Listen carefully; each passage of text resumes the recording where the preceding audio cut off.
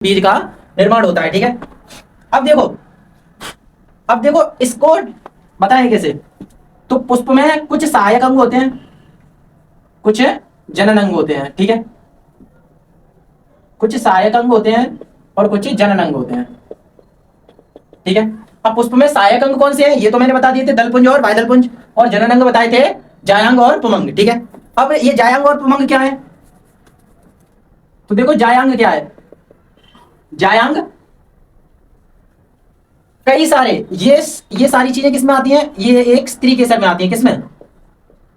स्त्री केसर। ठीक है, कई सारे स्त्री केसरों से मिलकर बने जो बनता है उसे जायांग कहते हैं। कई सारे स्त्री केसरों से मिलकर बने भाग को जायांग कहते हैं। ठीक है, और इसमें जो पुमंग है वो क्या है? अब ये जायांग है, ये स्त्री केसर से बन रहा है, तो पुमंग किससे बनेगा? पुमंग बनता है कई सारे पुंकेसरों को मिलाकर, जैसे एक ये पुंकेसर है, एक ये पुंकेसर है, एक ये है, एक ये है, ऐसे कई सारे पुंकेसरों को मिलाकर एक जायांग का पुमंग का निर्माण होता है। ठीक है, अब बाह्यदल पुंज क्या है? बाह्यदल पुंज वे भाग हैं जो तुमने पुष्प में देखे होंगे, हरे रंग के, लाल रंग के, ठीक है, पीले रंग के, जो उनकी पत्तियां, जो उनकी पंखुड़ियां होती हैं पुष्पों की, उनको बोलते हैं दलपुंज।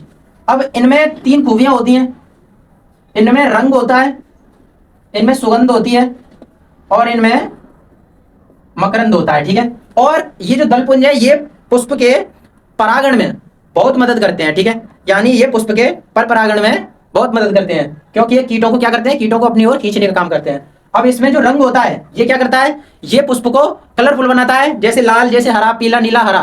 ठीक है, और साथ ही में ये रंग जो है ये पुष्पों को आकर्षित बनाता है, कीटों को अपनी ओर खींचने के लिए, कीटों को अपनी ओर खींचने के लिए होता है। अब कीट इसके पास आएंगे तो पर परागण होगा, यानी ये पर परागण में मदद करता है इसका रंग। और इसकी सुगंध जो है, सुगंध प्रत्येक पुष्प से एक अलग सुगंध आती है। ठीक है, और ये सुगंध का काम करते हैं दलपुंज। ठीक है, उसको बोलते हैं सुगंध। अब नेक्स्ट है इसका मकरंद।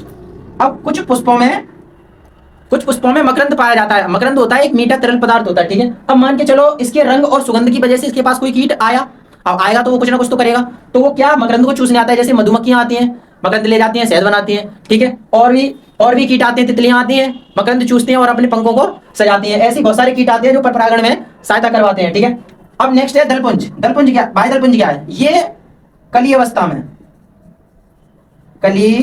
अवस्था में पुष्प की रक्षा करता है। क्या करता है?